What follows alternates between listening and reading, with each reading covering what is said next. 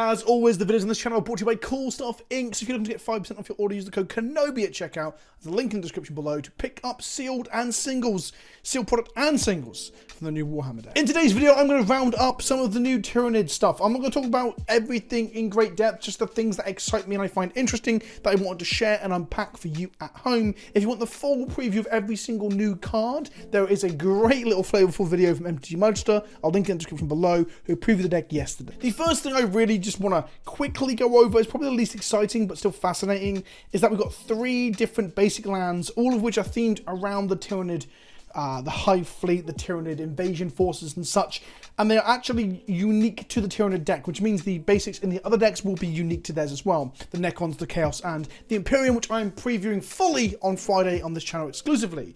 We see a forest that has been transformed via the terraforming of the Tyranids. We see an island which shows the ocean, an ocean being like sucked up or consumed as part of the biomass consumption of the planet via a tentacle that descends from the ships above out in space. We see that on the command tower as well in this deck. And then the mountain is also this shelled, chitinous tower of bone. I think this is really cool to see bespoke and unique art on the basics. Next up, I just wanted to touch upon 2 commanders that are in there. There's a lot of legendary creatures actually. A few of the other Tyranids that are in 2 colors also are legendary. There's also a mono green one as well, but they were all previewed a couple of days ago and I'm not that excited by them.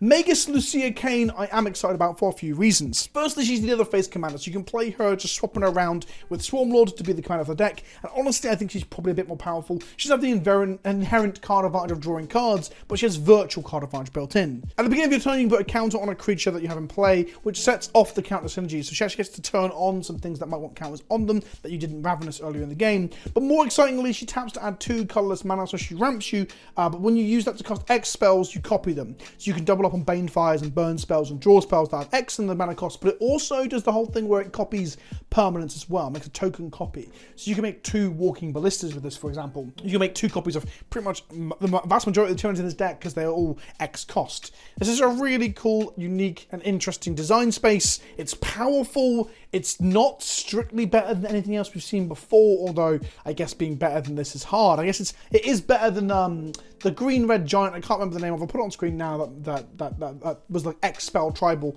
and it adds blue. So actually, it is strictly better than her, I think. Either way, powerful. The other interesting thing about Magus, Lucia, Kane is that I misunderstood what they said in the initial announcement video here. Also Lucia Kane, Magus Lucia Kane, who is the first named Genestealer cultist. So there is something brand new for established Warhammer players who think they've seen it all. They know everybody in the grim darkness of the far future. They absolutely don't, and this is a great way to experience that. I thought I heard this was like the first Genestealer cult, like historically. But when I looked up the lore, I looked into the canon, because I don't really know much about the Genestealer cult, it turns out that Magus Lucia Kane doesn't actually have any lore. Lucia Kane is a named character that currently doesn't exist in 40k. This is a preview for what's to come in 10th edition and the next Genestealer cult book. And I guess here we'll quickly unpack what the Genestealer cults are. They are the nefarious infiltrators of the Tyranids. A Genestealer broodlord is sent ahead, a patriarch is sent ahead to infest and infect planets with his gene. I was going to say gene seed, not quite the same thing, but his genes. He gets into their genetic makeup by infecting the populace, and then they breed, and you get as they descend and they grow over the generations, you get more and more Tyranid-looking creatures until they look incredibly Tyranid-like. But by that point, they've infiltrated every element of your society and your defense network and your government and your administration, like a guerrilla warfare sort of approach to weakening planets, so when the Hive Fleet shows up, they can fucking wreck you. The Magus are the leaders of the Genestealer cult, and they use their psychic powers to indoctrinate and, you know, inseminate this idea that when the 4-armed Emperor arrives, all shall be forgiven. And then when the Tyranid Hive Fleet descends, they normally just consume and eat everybody. The second named Genestealer cult character is Gerson Starn Kellamorph, which is interesting because this character does exist in 40k, or at least I should say in Kill Team. He was a named character in the Genestealer Kill Team box from last edition of Kill Team, which is like the smaller skirmish version of Warhammer. If you're looking to get into Warhammer, Kill Team's a good jumping in point, at least for getting the models, because it's small armies, or small squads, should I say, of like 4 to 10 models fighting it out on the tabletop. top. 3 mana, 3/2 with Ward 2. Whenever another source you control deals exactly 1 damage to a permanent or player, Geist Star and Kelemorph deals 2 damage to that permanent or player as well. This guy is very interesting. How do I unpack this? Okay, so the Kelemorph in 40k, it's a gunslinger. He is a cowboy. He's the archetypal, I've got 2 guns and I'm going to outgun you, except he's not got 2. He's normally got 3, because he's got 3 arms, because he's a descendant of a Gene Stealer, has 4 arms. But on top of that, Geist Star being a named character, a leader of the Gene Stealers, means that he's actually, again, helping with this subterfuge, helping with the disarmament of a planet before the Hive Fleet arrives. And what that means is that instead of it just being a gun shooter pinger that fires off his pistols and be done with it, it does damage to its pistols, the extra 2 damage, but only when working in conjunction with the smaller people, the working class, the proletariat. There's a running theme in the Gene Stealer cult that they are there to make the workers of the planet revolt and get what they deserve. And Gishorn Starn is all of that. He is the gunslinger, he is the pinger, but he powers up pingers whilst also being a leader that cares about the small people. It is thematically a fucking slam dunk. This card is incredible. Beyond that, it's basically Torbrand, right? Well, no, that's not fair at all. It adds an extra colour in blue, which obviously makes it supposedly better than Torbrand, but then on top of that, it's got protection with the ward effect, sure. But the cool thing about this from a design standpoint is that it's not strictly better than Torbrand, because Torbrand just buffs your damage. Meanwhile, Gaia asks you to, Gaia Sorn, I'm fucking terrible with pronunciations. Gaia Sorn asks you to jump through some hoops to get the effect, and those hoops give you the payoff of also having access to blue. I think this is a great piece of design, an absolute slam dunk of function-fitting theme. And then our next card I want to highlight is Shadow in the Warp, because I think it's one of the best cards in the deck. It's 3 mana enchantment. The first creature spell you cast each turn costs 2 less, and whenever an opponent casts their first non-creature spell each turn, it deals 2 damage to them. It buffs your creatures by making them cheaper. I think once you play this on an early turn, the amount of mana you get back from it is akin to a decent mana rock. But it'll also ping people down as they cast non-creatures. Shadow in the Warp is the idea that the Tyranids themselves are like a null force within the warp being what people access from magic and psychic powers within the Warhammer 40k universe. This means that when you try and cast your spells by accessing the Immaterium, by accessing the warp, they often will disrupt it or damage you whilst you're doing so. You will suffer the perils of the warp.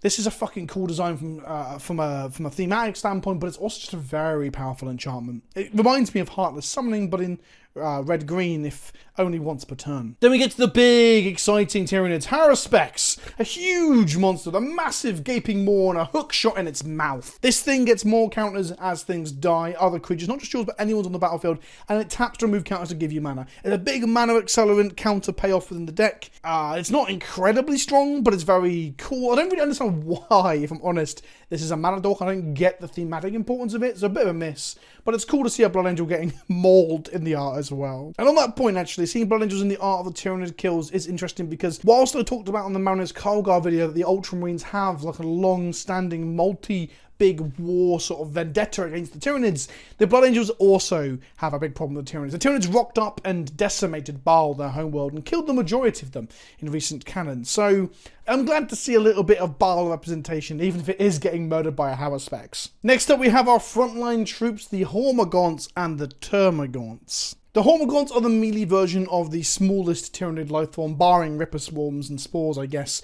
And these things are like the frontline swarm troop, where a Gene Stealer itself is a very powerful one-on-one combatant. These things win by sheer number, although the average Hormagaunt would wreck a human in a fight, obviously. The Hormagaunts themselves are an X spell with Ravenous. Ravenous is the new mechanic from this deck. If you haven't seen it yet, it's an X spell, so you can power it up depending on how much mana you've got to put counters on it. And then if you get X to equal 5 or higher, you draw a card when it enters the battlefield as well, meaning you've got card advantage built into your ramping creatures. Hormagaunt Horde has got Endless Swarm as a reference to their ability to regrow and repopulate quickly, which means when you enter a land into the battlefield, a landfall trigger if you will, you can pay 3 mana to put this from graveyard back into hand. A mechanic we're seeing a little bit throughout the deck. Honestly, this card is not that exciting. It has some recursive aspects, so that's kind of cool, I guess. But yeah, it's fine. The Termagaunt Brood, on the other hand, I find a little bit more exciting. You've got to put a bit more mana into it because it hasn't got a native stat of a 1/1, but it's Ravenous again, and when it dies, you put a number of 1/1 green Tyranid creature tokens equal to the Termagaunt Swarm's power into play.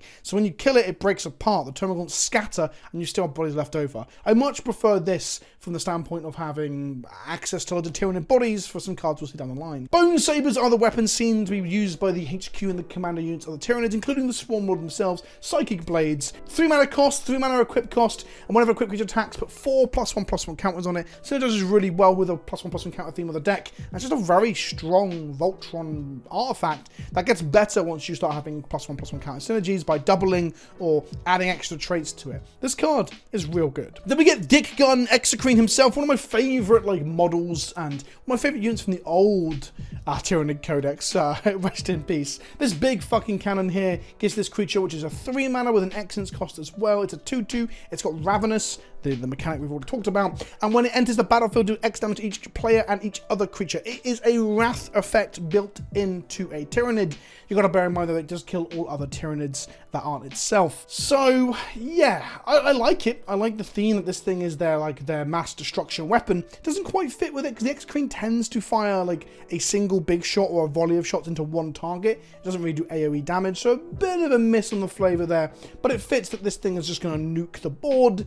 I guess your creature's just going to be bigger than the damage you're putting out with the Exocrine to survive the blast. Screamer Killer, 5 mana 5/5 with Trample. Whenever you cast a creature spell with mana value 5 or greater, does 5 damage to any target. Absolutely legitimate trigger there. Will be good in many a deck. I love the art of seeing this Carnifex Screamer Killer bursting its way through the hull of a ship, allowing the other aliens through as well. In some ways evoking the mechanics of it, where it's going to blast a hole in their defenses, kill one of the defenders, so your smaller creatures can get through. The Red Terror, another legendary, a 4 mana 4/3. Whenever a red source you control deals damage to one or more permanents and or players, put a +1/+1 counter on the Red Terror.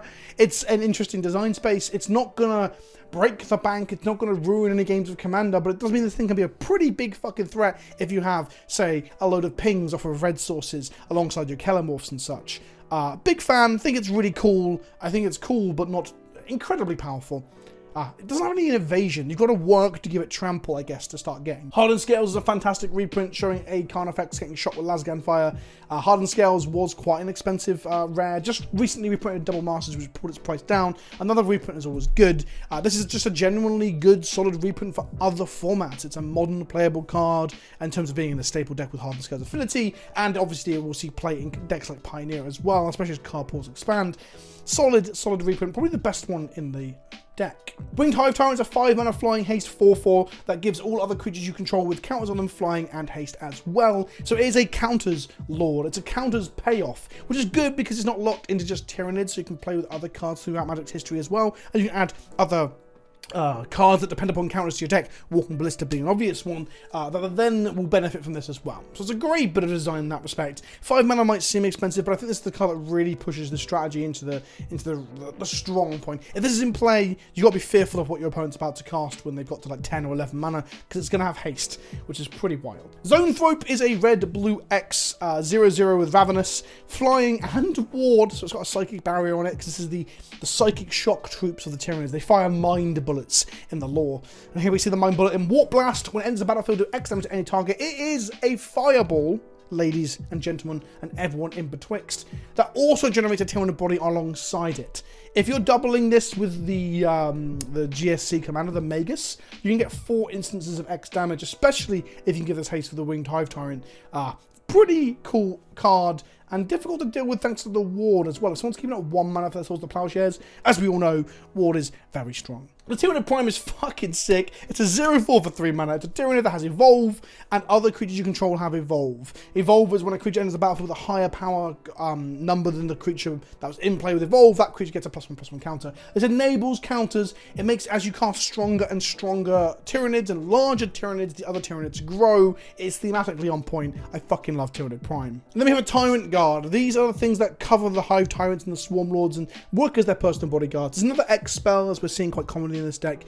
This one costing 3 mana and X again. It's a 3/3 by default. It's got Ravenous, but sacrifice it. Creatures you control with counters on them gain hexproof and indestructible until end of turn. So worst case scenario is a 3/3 creature that is protective of the other creatures that have counters on them, but it's also modal in the sense that it grows and gets bigger over time and draws you cards when it's Ravenous. Then we've got Turvogob, another X spell.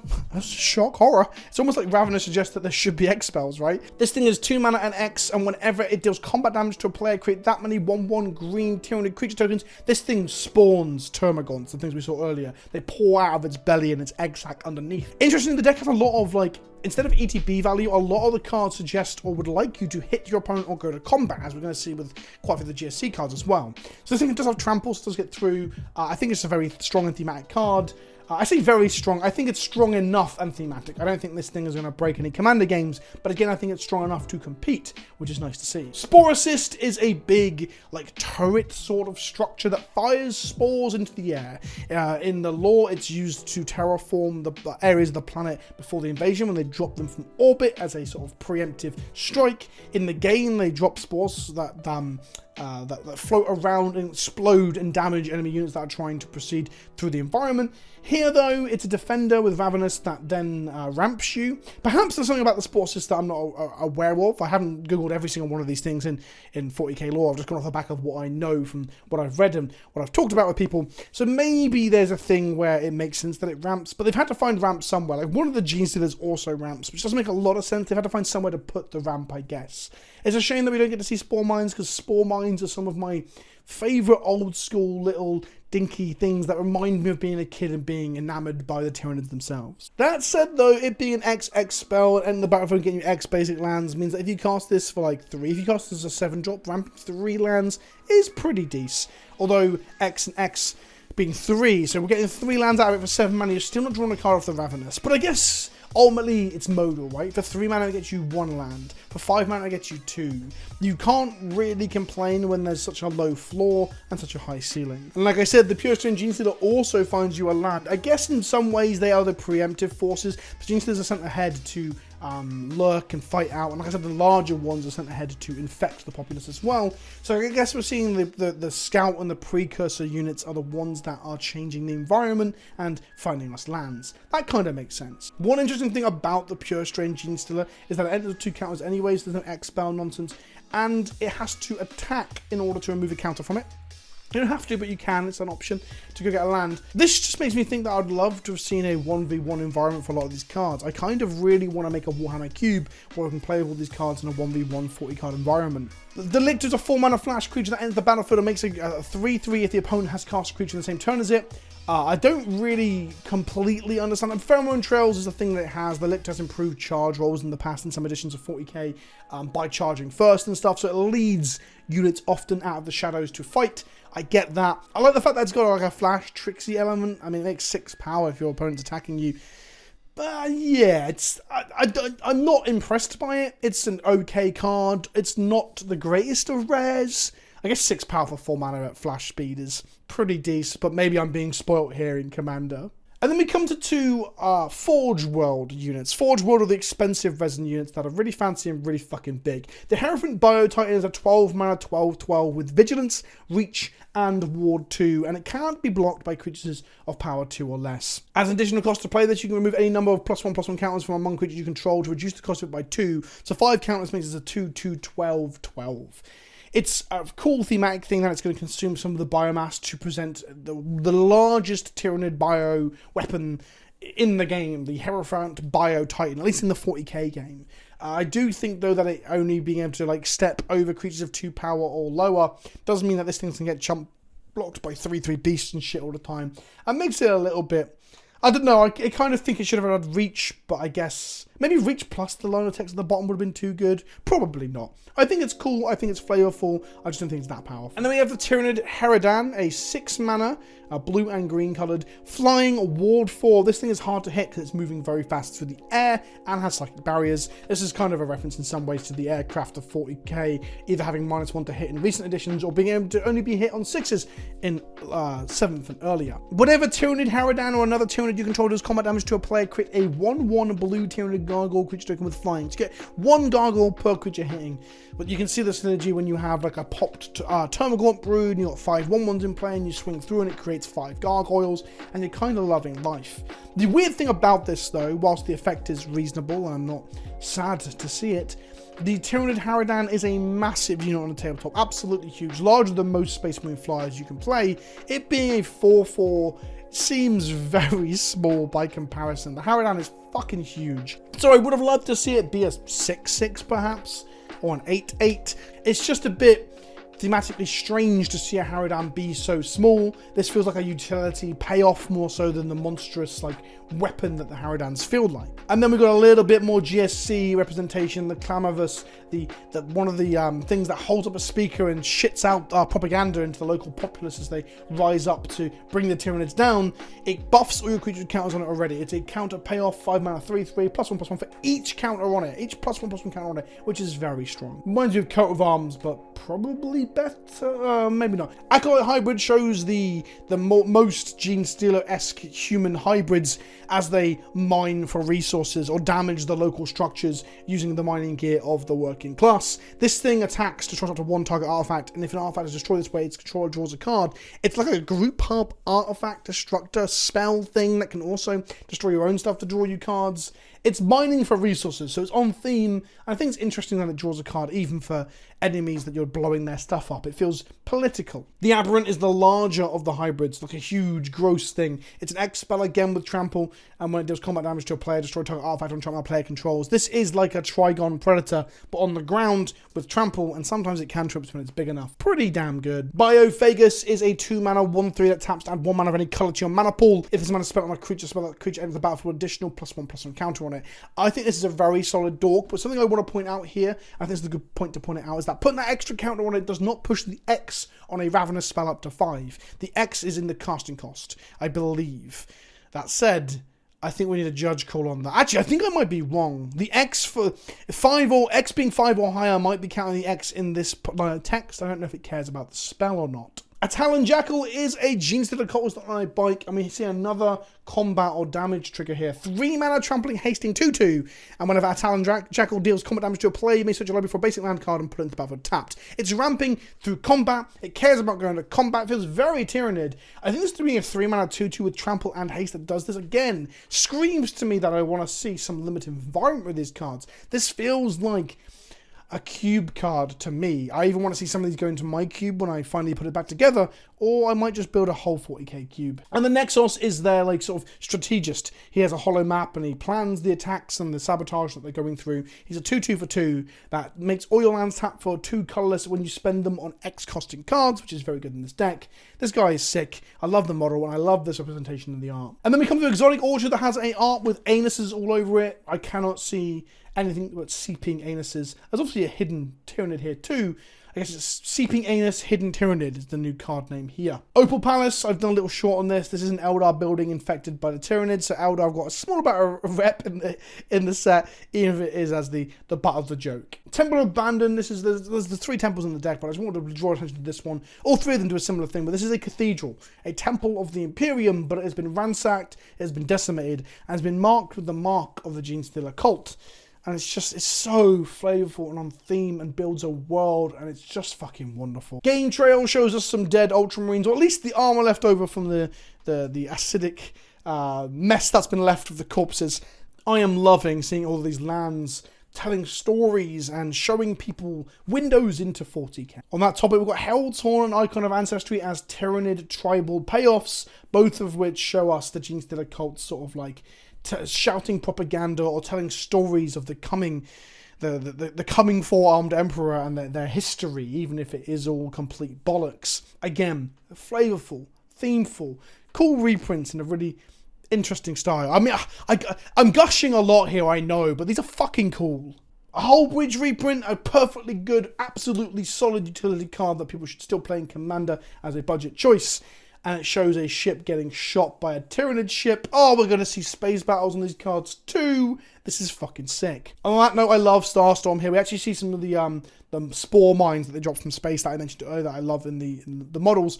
I love Starstorm as a card. It's an instant speed cycling X damage to each creature, wrath effect. But I love the flavor text here. They're beasts. What are they going to do? Bomb us from orbit, says Platoon Commander Cyrus Jalahil of the Prandian Defense Auxilia, probably shortly before we got absolutely fucking wrecked. And then lastly, here's Explore, Farseek, cultivating the deck as well. These are all like ramp spells that have Tyranid themed art and flavor text. We see the Talon Jackal like scouting ahead as it's part of what he does for the GSC into new territories. And we see Explore here as the hive ships literally explore the galaxy. But by explore, I mean they go on a chomping, eating tour.